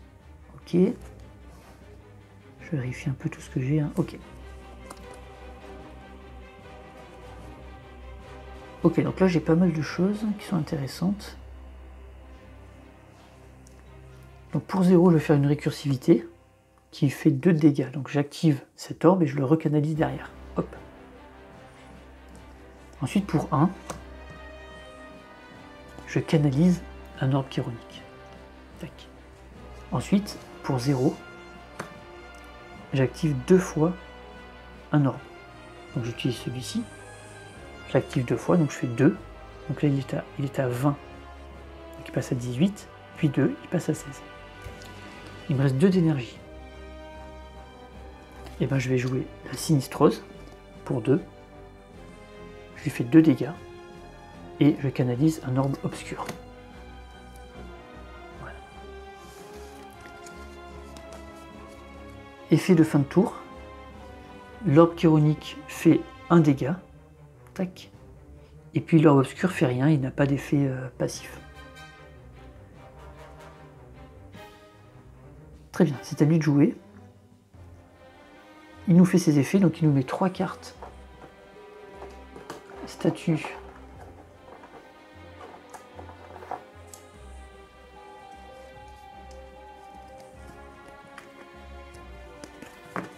Donc en fait c'est ça, il nous englue. Donc on va avoir cette carte après en main. Et il faudra utiliser 1 d'énergie pour l'épuiser, pour la retirer en fait. Sinon elle reste dans notre défausse. À placer sur votre défausse. Donc elles n'arrivent pas tout de suite, mais elles arrivent ici. Et puis, prochain coup, il va nous attaquer, puis nous engluer. Pareil. Allez, c'est à nous, on réinitialise. On pioche. On lance le dé. C'est un 5 encore. 5, c'est 1 d'armure. Et c'est tout. Pas d'effet de début de tour. Donc, on part. Donc le faisceau, des frappes, c'est pas terrible. Hein, c'est pas terrible ce que j'ai là. Je peux faire 2 défenses pour pas qu'il me touche, éventuellement. Puis faire une frappe. Puis laisser l'orbe chironique faire un dégât. Ma mémoire liquide là, ça sert à rien de la prendre maintenant.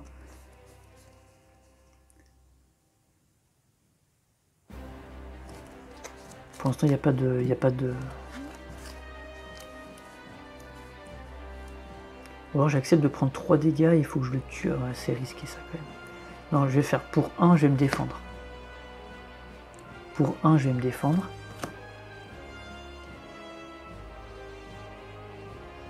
et je veux pas piocher, donc je vais faire pour 1 une frappe, tout simplement. Voilà. Effet de fin de tour, l'orbe chironique lui fait 1 dégât, il est pour l'instant à 11 points de vie. Ok, c'est à lui de jouer, il nous fait 3 d'attaque, donc ça va 3 dans le bouclier, puis il nous remet 2 cartes statue, 2 cartes engluées sur la défausse. Attention, j'en ai 5 dans ma défausse. Hein. Et puis le prochain coup, il va nous faire une attaque à 6. Allez, on réinitialise, on pioche, 5, et on lance le dé. Cette fois c'est un 2, et un 2 c'est tout pourri. Mais là je dois avoir normalement mon pouvoir, ok.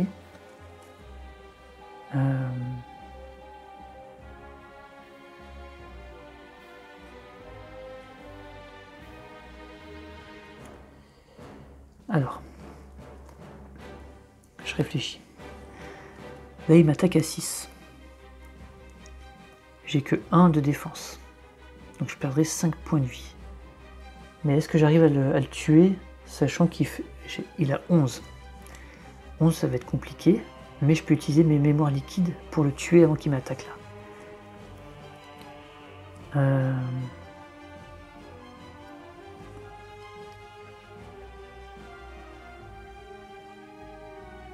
Après, il invoque 3 slimes. Ça va faire mal, ça, quand même. Mais là, il ne faut pas qu'il me touche. Donc 11, si je prends... Ce qui est sûr, c'est qu'il faut que je joue pour 1 mon pouvoir. Ça, c'est sûr. Ensuite, il faut que j'arrive à le tuer. Si je vais chercher mon activation double,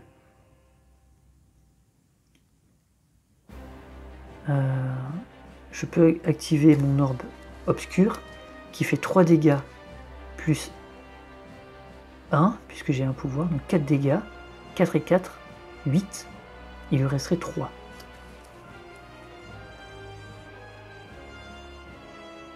Je peux activer l'orbe. Ouais, c'est bon, j'arrive à le tuer. Mais, ouais. Ok, bon, on va faire ça. Alors, pour 1, récursivité, j'active l'orbe chironique, ça lui fait 2 dégâts, donc il passe à 9. Et je le recanalise direct.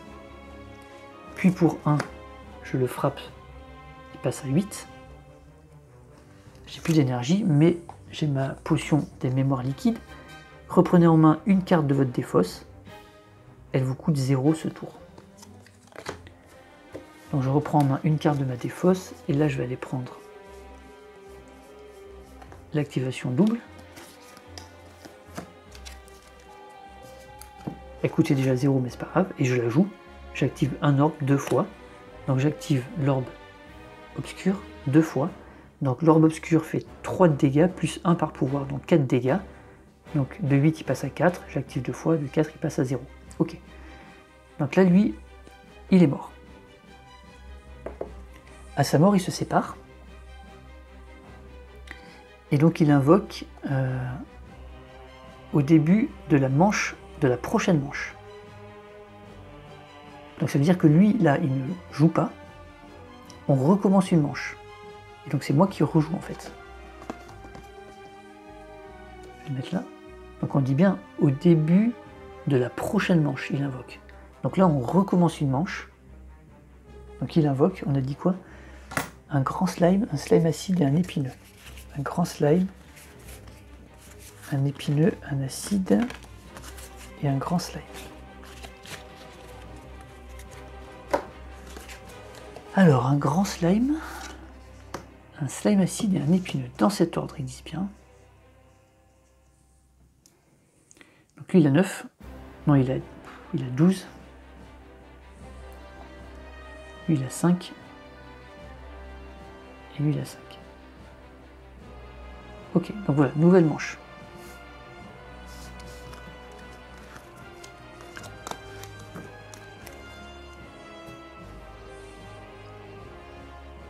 Donc on réinitialise, 3, 0, ok, on pioche 5 cartes, donc on va remélanger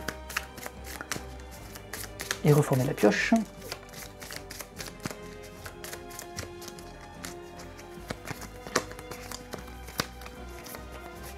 Je mélange bien parce qu'il y avait toutes les cartes engluées qui étaient ensemble. J'ai pas envie d'avoir les 4, d'en avoir 3 ou 4 dans la main.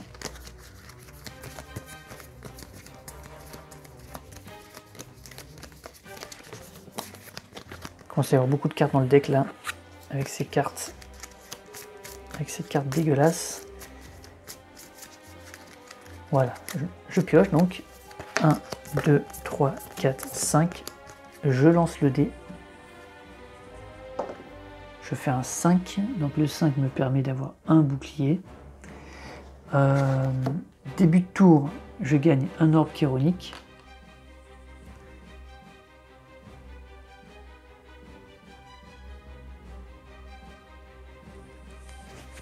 Et c'est tout.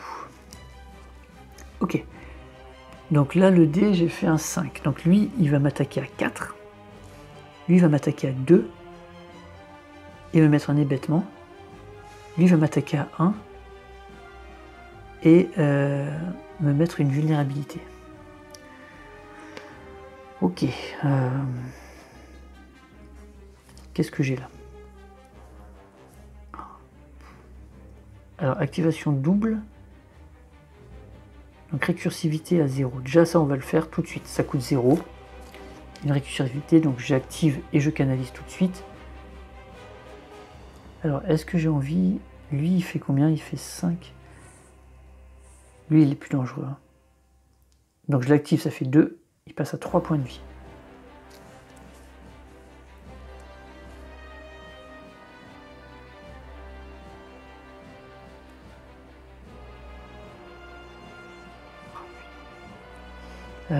Ok. L'activation double fait 4.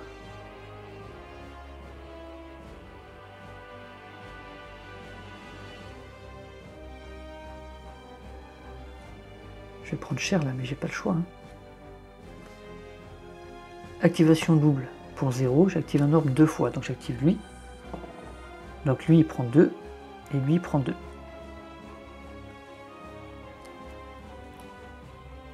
Ensuite, pour 1 d'énergie, je frappe lui pour le tuer. Et puis il me reste 2 d'énergie, je me débarrasse de ces 2 cartes.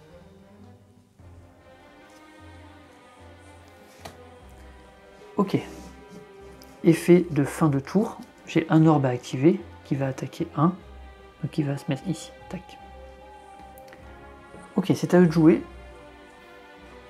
Donc lui, il fait une attaque à 4, moins 1, 3. 1, 2, 3, ça fait mal. Lui, il fait une attaque à 2. 1, 2, j'ai plus que 2 PV. Hein. Et il me met un hébétement.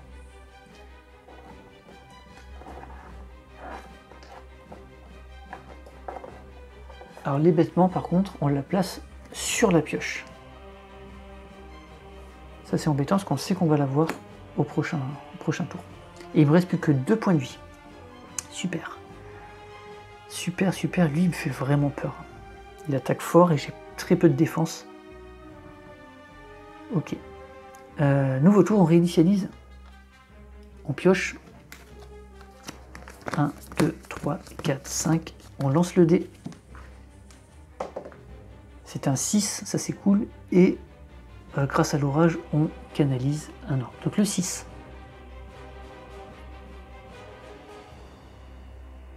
Je vais regarder mes cartes avant de savoir ce que je vais faire. L'hébétement, il va partir tout seul. Là, j'ai 2 défenses. Alors le 6, lui, va m'attaquer à 4. Il faut que je prenne, je pense, un bouclier. Ça me ferait 3.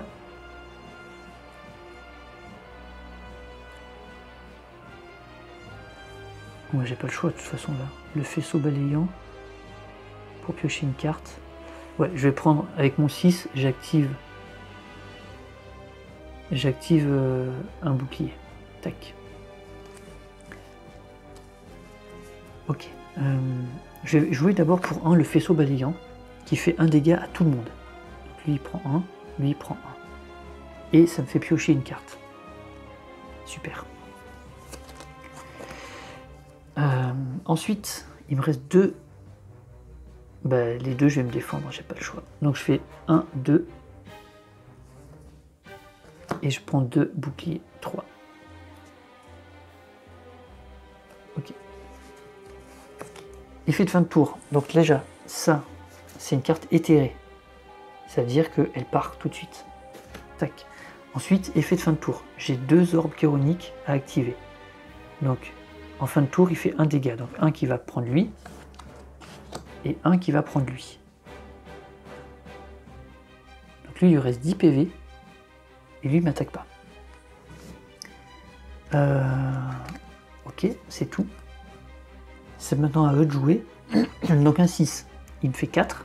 Donc il y en a 3 qui partent dans le bouclier et 1. J'ai 1 PV pour l'instant. Et il a 10 PV et moi j'en ai 1. Ok, allez, nouvelle manche. On réinitialise. L'orage me permet d'avoir un orbe chironique. Je pioche. 1, 2, 3, 4, 5 et je lance le dé. C'est un 1. Le 1, ça veut dire qu'il va m'attaquer à 3. Purée, c'est pas possible. 3, il faut que j'ai 3 armures. Hein. Ah bah je les ai pas. Ok, là cette fois, j'ai plus moyen de m'en sortir.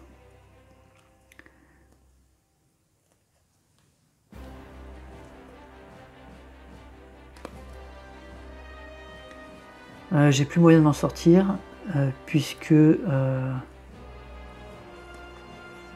j'ai pas de défense.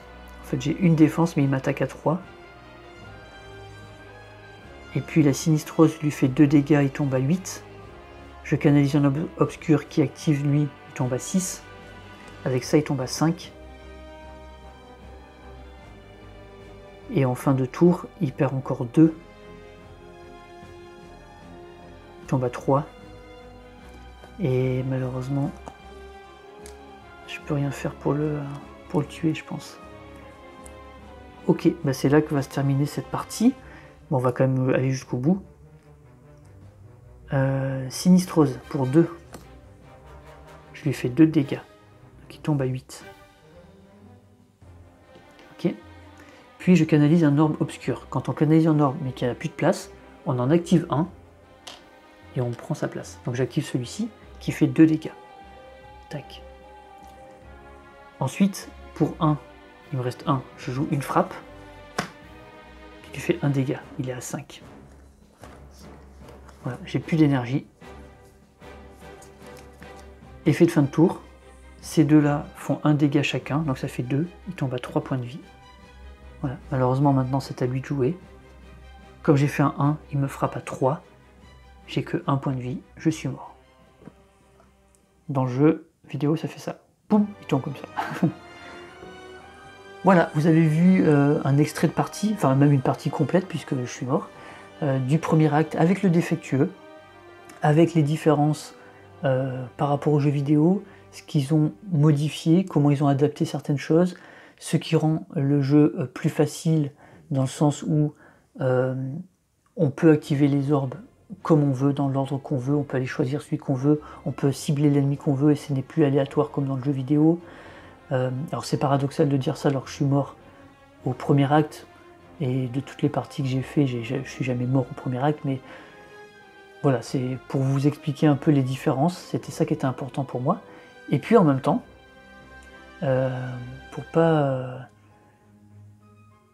pour rien vous cacher, je n'aurais pas filmé de toute façon la suite parce que là l'idée c'est de montrer un peu comment ça marche, mais c'est pas non plus de vous montrer les ennemis du deuxième acte, les cartes du deuxième acte, etc. Donc ça, voilà, ça reste pour les gens qui veulent découvrir le jeu, qui veulent l'acheter et découvrir. Là, vous voyez que les cartes du premier acte, les monstres du premier acte, voilà, des choses très simples. Il n'y a aucun contenu débloqué qui a été montré. Donc c'est aussi ça qui est intéressant. Voilà, j'espère que ça vous a plu. Mettez un petit pouce si vous aimez le contenu de la chaîne. N'hésitez pas à me donner vos retours par rapport au jeu, que ce soit le jeu vidéo ou le jeu de plateau. Et puis, si j'ai fait des erreurs aussi, peut-être, c'est possible.